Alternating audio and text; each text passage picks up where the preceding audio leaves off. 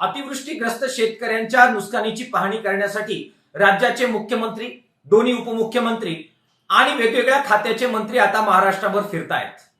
कुणी ट्रॅक्टरच्या टपावर चढतंय, कुणी होड्यांमधून फिरताना फोटो काढतंय, तर कोणी पाण्यात उतरून शेतकऱ्यांच्या ह्या दुःखाची पाहणी करतंय.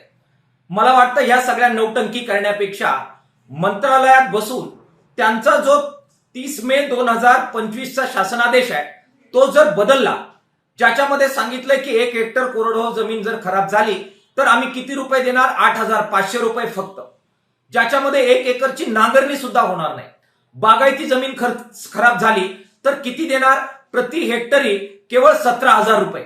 आमच्या लाख सव्वा लाख रुपयाच्या गायी वाहून गेलेल्या आहेत, त्यासाठी हे किती रुपये देणार शासनादेशाप्रमाणे, तर केवळ 37,500 रुपये, ज्याच्यामध्ये गायीचं काहीच भरून निघणार नाही.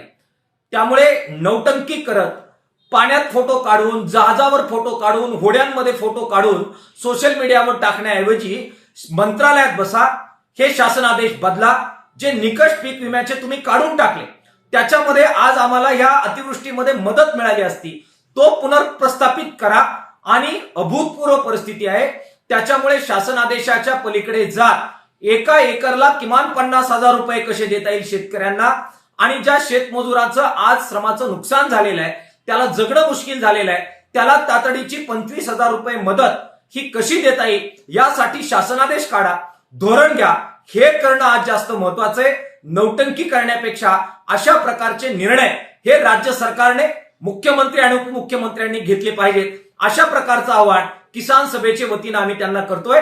नौटंकी थांबवा, ठोस मदत करा, ही कळकळीची विनंती किसान सभेच्या वतीनं आम्ही त्यांना करतो आहोत.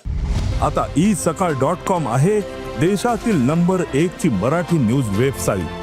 प्रत्येक अपडेटसाठी isakal.com ला नक्की भेट द्या.